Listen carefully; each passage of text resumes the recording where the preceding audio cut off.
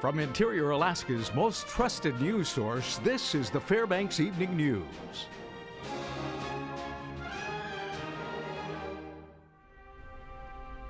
Good evening. Thanks for joining us. Acres burned by wildfires in Alaska have surpassed the 2 million mark, according to fire officials. As of news time, over 2.2 million acres have burned in the state. If we added up the acre tally of the 10 largest active wildfires crews are fighting, the numbers would total over 560,000 acres. However, fires statewide have seen minimal growth today. In the interior, firefighters are protecting private buildings and infrastructure along the Trans-Alaska Pipeline, and Anaconda Creek fire crews are aggressively working towards containment. Alaska Interagency Public Information Officer Dave Schmidt says firefighters near Galena are actively working multiple fires, gaining traction along the Yukon River. In the interior around the Yukon River was the most active yesterday. We gained about 26,000 acres, primarily in about 5 fires that were along the river. And that was because they were in the dry cycle. It was clearing up, they were getting some sun, and they got activity. There might be some confusion about whether or not interior residents can light up fireworks in their areas. Now, while the state fire marshal did lift the ban of fireworks in several areas, the Fairbanks North Star Borough and the city of North Pole have continued to ban the use and sale of fireworks. The municipality of Anchorage, the Kenai Peninsula Borough, and the Fairbanks North Star Borough and the Matanuska-Susitna Borough have continued the ban on fireworks.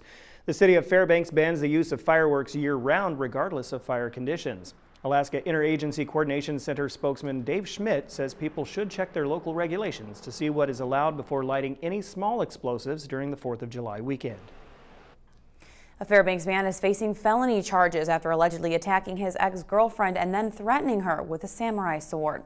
Simon Grado is charged with a second-degree assault, theft, and other charges. Now, according to court records, Grado attacked his girlfriend after a night of drinking when he found out she had sex with another man. Witnesses told police Grado became irate and beat and choked the woman repeatedly. He reportedly grabbed a samurai sword and unsheathed it. The victim told officers he held it over her head. Police later found his vehicle rolled over in North Pole, where they located both the victim's computer and the sword allegedly used in the assault. Grado is currently being held at Fairbanks Correctional Center. If the first ever Alaska Marijuana Control Board meeting held yesterday in Fairbanks was any indication of what's to come, these meetings could get heated. Jamie Schwartzwald has more. We don't go to the news and we don't say that Rocky Burns is the stereotype of a pothead businessman in the newspaper, right? Fireworks may be banned in the Fairbanks North Star Borough, but that did not prevent a few explosions during the inaugural Alaska Marijuana Control Board meeting. Rocky Burns, co-owner of Discreet Deliveries, was one of 6 businesses from South Central Alaska to be sent a cease and desist letter from ABC Board Director Cynthia Franklin. The letters inform owners that their businesses are operating outside of the law and threatened legal consequences. Burns says he never received a letter, but instead was slandered by Franklin in a South Central newspaper. It's the newspaper article because that was a lie. It said that I got a certified letter, and that another time she said I'd been charged. Those are lies. I've never been charged. I've never been cited. In fact, I went down to the police department and asked them if they want me, and nobody ever took me. Burns contends his business, which delivers up to an ounce of marijuana to customers in Wasilla, Anchorage, Soldotna, and here in Fairbanks, is legit. 100%. There's not. We pay all the same social welfare programs as every other business. We're as legitimate as every other business out there. The only thing we don't have is a valid registration that's not been created yet. When that happens, we'll have that registration. Burns and several other lettered business owners traveled to Fairbanks to have their voice heard by the newly formed MCB. However, the meeting agenda was changed and the cease and desist letter item was moved from the middle to the bottom of the agenda. With time running out in the 6-hour meeting, Burns made a final plea to be heard. We've been here the whole time for this, and we got 10 minutes left. I got something to say. Can I say it? Board member Bruce Schulte, who chaired the meeting, granted Burns 3 minutes to state his case. There's a lot of emotions, a lot of strongly held opinions. I don't want to comment on, what's right, what's wrong, but, folks, in some cases, they traveled to Fairbanks for this meeting. They waited patiently, and I think it's important to give them their minutes, to talk and express their opinion. All right, when we come back, the weekend promises to be filled with celebrations, parades, music, and other festivities. We'll give you all those details. And in our weekly gardening tip, it's all about menacing weeds that needs to be eliminated from your gardens. It's called vetch. These stories and more when we return. And welcome back. Anchorage police have confirmed they are working to help identify the suspects in a fatal shooting that happened outside of the Rock and Rodeo Bar in Fairbanks. It has been 6 weeks now, and Fairbanks police have not identified a suspect in the fatal shooting of 23-year-old John Kverlik Jr. The search for 3 black males, all shown in multiple surveillance videos, has reached the Anchorage area and possibly other jurisdictions. Kverlik was shot in the early morning hours of May 17th after a fight inside again escalated in the parking lot. Anchorage police have also received tips about the identity of the men. All of those, they say, are forwarded back to the Fairbanks detectives. We also put out the information and an award up to $1,000 on our Crime Stoppers. This particular case, whenever we get a Crime Stoppers tip regarding this particular crime, after we take the information, we then automatically email it to the Fairbanks detective who's in charge of the case. It's just a mechanism for getting our public to keep their eyes open, looking for these folks who may have traveled outside of the Fairbanks area. A lot of activities are planned for this July 4th in the Fairbanks area. North Pole will start the day with an 8 a.m. pancake feed at the Senior Center. The parade starts at 10:30 and ends at Santa Claus House, where over 40 vendors will be set up in the RV park. Down at Esther will be the annual parade that ends at the park, where there will be hamburgers, hot dogs, and a roast pig. The annual Pioneer Park ceremony will be at noon, with a Fort Wainwright rifle team firing off a salute for each of the 50 states. Now, there will be games for the youngsters all day, with the kids parade starting around 2:30 p.m. at the Moore Street Gate. Come check out Gold Rush Town. We have food, we have all sorts of vendors, new people here, old people here. We really appreciate independence, what the military has done for, the United States and Alaska and Fairbanks, and just looking forward to seeing everybody. This is our first season here, so I'm very excited. There's going to be a lot of fun activities for the kids. It should be a very good, busy weekend for everybody. It's time for another installment of the Gardening Tips. Tonight, getting rid of that pesky vetch weed. Welcome back to Gardening Tips. I'm Darcy Echeverry with the Cooperative Extension Service, and today we're going to be talking about managing bird vetch in your lawn and garden. Bird vetch is an invasive plant that's been spreading around Fairbanks for close to 60, 70 years now, but people have really started noticing it in the past couple decades. It is a vine with purple flowers. You'll see it on a lot of the roadsides here in town, but it's started to make its way into people's lawns and people's gardens. There are several things that you can do to help manage bird vetch if it starts to enter your property. You can mow it, but you're going to have to mow it throughout the growing season. The mowing won't kill the plant, but it'll stop it from producing seed and stop it from spreading as far. You can hand pull the plant. It takes a lot of work and it's not going to kill the plant, but if it's around another plant that you really like say an iris or a shrub, and mowing's not an option, you can hand pull. The other option that you have available to you are herbicides, and you'll have to buy the right herbicide for the right area.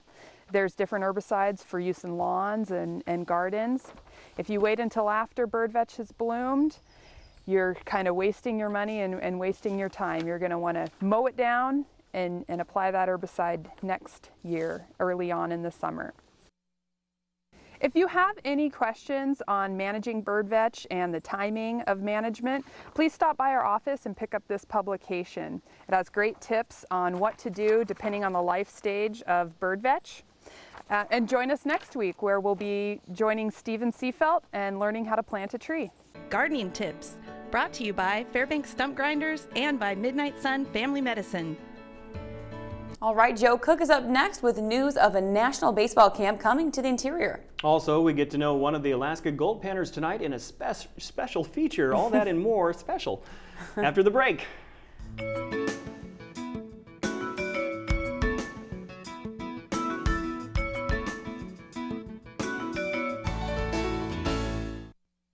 Welcome back, Interior Sports fans. Time to get your holiday weekend started right with some local sports. I'm Joe Cook. We'll have a feature on one of the Gold Panners coming up. But first, Alaska, they limp into their weekend road trip after Thursday night's loss. The Panners took on the Oilers in the series finale at Grotto Memorial Park. Alaska got 6 hits and 3 runs in the bottom of the third. They led 3-0.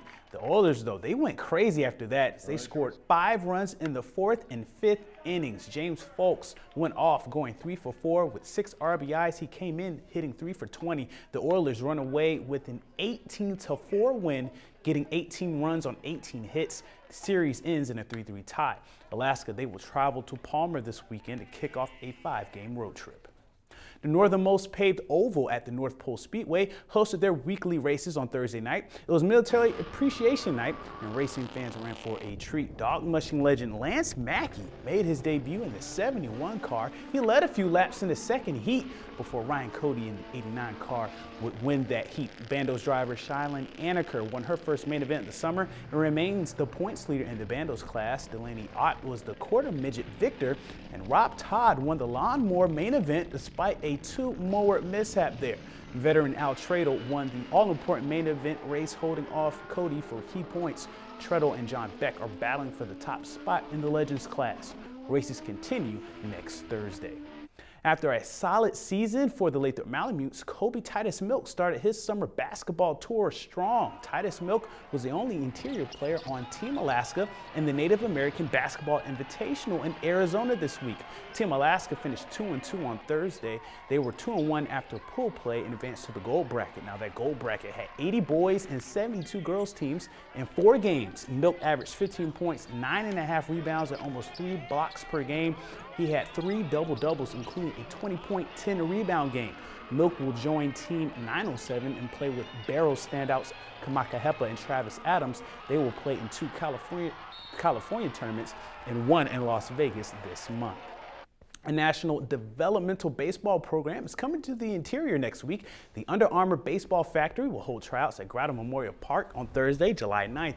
The tryouts are for high school players ages 14 to 18. It costs $99 to try out, and there will be an advanced video assessment program, which costs $499, but it also includes the tryout. Under Armour provides player evals, pro workouts, and a college recruiting seminar as well. The video program starts at 9 a.m. next Thursday, and the tryouts are at 1 o'clock. Players will be trying out for a spot on one of the Under Armour's Baseball Factory national teams. And here's the rundown for a few 4th of July sports events this weekend. Saturday morning, the traditional Independence Day run takes place at 10 a.m. at Pioneer Park. The run is in its 30th year. The 5K race is $25, and the first 100 registrants get T-shirts. Next to Grotto Memorial Park is the 4th of July Sand Volleyball Tournament. It's $15 for adults and $10 for people ages 17 and under. The tourney starts at 11 a.m. and there will be doubleheader baseball at Marlin Field as the Fairbanks 49ers host Delta Junction at noon and 3 on Saturday. We leave you tonight with a spotlight piece on a baseball player who's taking full advantage of summer baseball. Tonight, we get to know Renee Martinez of the Alaska Gold Panthers.